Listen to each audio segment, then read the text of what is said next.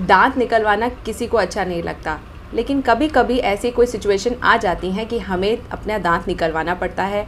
दांत गल जाता है या दांत टेढ़ा मेढ़ा होता है या दांत इम्पैक्टेड होता है, तो उस केस में हम हेल्प आउट नहीं कर पाते एंड हमें दांत की एक्सट्रैक्शन करानी पड़ती है।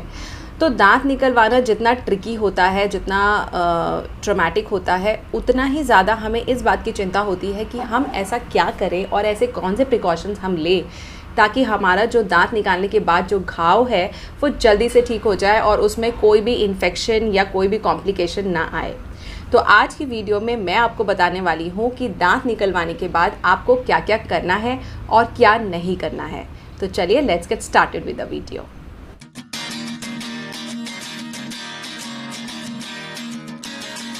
जब आपके डेंटिस्ट आपका दांत निकालते हैं तो वहाँ पर एक गॉज पीस रखते हैं या फिर एक कॉटन रखते हैं।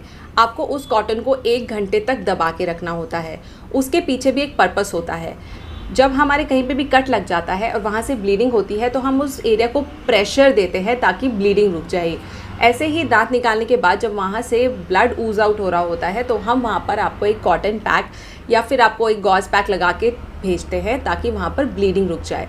सेकंड पर्पस होता है कि ब्लीडिंग जब रुकती है तो वहाँ पर एक क्लॉट बन जाता है, जिसको आप कह सकते हैं कि खून की जाली बन जाती है, जो आपकी हीलिंग में आपको हेल्प करती है। तो आपको 1 घंटे तक उस गॉज पीस को दबा के रखेंगे। उसके बाद उस गॉज पीस को आपको निकाल देना है। निकाल देने के बाद आपको ये बात ज़रूर ध्यान रखनी है कि आपके मुंह में जितना भी थूक है आपको वो बाहर नहीं थूकना है।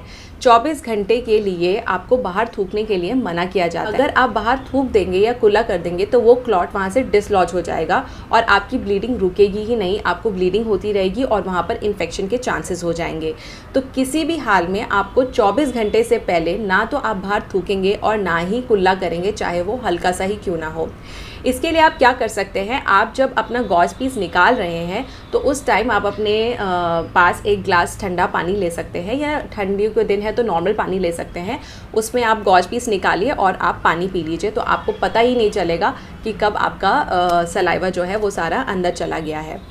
सेकेंड मेन पॉइंट है कि जहाँ से दांत निकला है वहाँ आपको हाथ रख के नहीं बैठना है। आप अगर वहाँ हाथ रखे रहेंगे तो वहाँ पर सूजन हो जाएगी। तो जहाँ से दांत निकला है वहाँ हाथ मत रखिए या फिर उसको ढकिए नहीं, उसको ठंडा रहने दीजिए, उसको खुला रहने दीजिए। थर्ड पॉइंट, अगर आपको ऐसा लगता है कि वहाँ पर सूजन आ गई है, जहाँ से आपका दांत निकला है वहीं आसपास सूजन हो गई है, तो आपको क्या करना है, आपको बर्फ़ लेनी है, उसको एक कॉटन के रुमाल में लपेट कर और गाल के बाहर से हल्का हल्का सिकाई करनी है, ताकि जब ये जो आपके टिश्यूज़ हैं ये ठंडे होंगे तो वहाँ से स्वेलिंग हट जाएगी। याद रखिएगा, आपको ये गर्म नहीं करना है, गर्म से सिकाई नहीं करनी है, आपको बर्फ़ से सिकाई करनी है ताकि आपकी स्वेलिंग चली जाए, और अगर स्वेलिंग चली जाएगी तो आपको पेन भी कम होगा। नेक्स्ट क्वेश्चन आता है, हम क्या खाएं और क्या ना खाएं। जब हम आपका दांत निकालते हैं तो कई बार हमें बोन में भी काम करना पड़ता है। तो आप ये बात याद रखिए कि आपको मिनिमम 2 से 3 दिन के लिए नरम और ठंडा खाना खाना है। आप गरम खाना अवॉइड कीजिए। रूम टेम्परेचर पे भी लाके आप खाना खा सकते हैं। अगर सर्दियों के दिन चल रहे हैं तो आप रूम टेम्परेचर पे खाना खा लीजिए, और अगर गर्मी के दिन है तो आप खाने को ठंडा करके खाइए। नरम खाने में आप खिचड़ी, दलिया, रोटी को दाल में भिगो के, या सूजी का उपमा, सूजी का हलवा, आप खीर बना के उसको ठंडा कर दीजिए फ्रिज में और आप वो खा सकते हैं। आपको विदाउट नट्स ही बनाने हैं खीर, या फिर आप अगर हलवा बनाते हैं, कोई भी ऐसी चीज़ आपको नहीं खानी है जो आपके सॉकेट में जाके चुभ जाए। दांत निकलवाने के बाद आपके लिए ठंडा खाना बहुत अच्छा है। अगर गर्मी के दिन है तो आप आइसक्रीम्स खाते रहिए। आप एक ब्रिक ले लीजिए पूरी आइसक्रीम की और थोड़ी थोड़ी देर में आप आइसक्रीम खाते रहिए ताकि आपका ये एरिया ठंडा रहे जहाँ से आपने दांत निकाला है। जूसेस, शेक्स भी ले सकते हैं, नारियल पानी ले सकते हैं, बहुत अच्छा है नारियल पानी। बट आपको ये बात याद रखनी है कि आप जब भी कोई लिक्विड चीज़ पी रहे हैं तो आपको उसको ग्लास में डाल के पीना है। आप स्ट्रॉ का यूज़ या पाइप का यूज़ नहीं करेंगे पीने के लिए, क्योंकि सेम लॉजिक आ जाता है। अगर आप पाइप से पी रहे हैं कोई भी लिक्विड तो आपके मुंह में एक नेगेटिव प्रेशर बनता है और उससे आपका जो क्लॉट है वो डिसलॉज हो सकता है। तो इसलिए आप स्ट्रॉ का इस्तेमाल मत कीजिएगा, आप ग्लास में डालिए और ग्लास से आप धीरे धीरे सिप लेके आप खा पी सकते हैं। सोडे वाली कोई भी चीज़ आपको नहीं पीनी है। आप ठंडी चीज़ें पी सकते हैं, आप फ्रूटी, माज़ा, शेक्स पी सकते हैं, लेकिन आप कोक या कोई भी सोडा वाली कोल्ड ड्रिंक्स जो होती हैं वो आपको अवॉइड करनी है। सेम रीज़न, नेगेटिव प्रेशर बनेगा तो क्लॉट रिमूव हो जाएगा। आते हैं 24 घंटे बाद क्या करना है। एक बात अब ज़रूर याद रखिएगा जो मैं आपको बार बार बोल रही हूँ, क्योंकि मोस्ट ऑफ़ द पेशेंट्स को इसी वजह से प्रॉब्लम आती है। 24 घंटे तक आपको कुल्ला नहीं करना है, थूकना नहीं है। 24 घंटे बाद से आप हल्का गुनगुना पानी करके उसमें थोड़ा सा नमक डाल लीजिए और उससे आप दिन में 3-4 बार कुल्ला करना शुरू कर सकते हैं। 24 घंटे बाद आपको कुल्ला करना शुरू करना है हल्के गुनगुने पानी और उसमें नमक डाल के। Now comes the last question, brushing कब शुरू कर सकते हैं।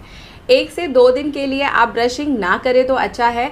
2 दिन बाद आप ब्रशिंग स्टार्ट कर सकते हैं हल्के हाथ से। अगर आपका राइट साइड का दांत निकला है तो आप लेफ़्ट साइड ब्रशिंग कर लीजिए और राइट साइड हल्के हाथ से ऊपर ब्रश कर लीजिए। उस एरिया, अगर आपका नीचे का दांत निकला है तो आप उस एरिया को मत छेड़िए 3 से 4 दिन के लिए। टंग क्लीन कर सकते हैं तो आपका हाइजीन उससे मेंटेन रहेगा।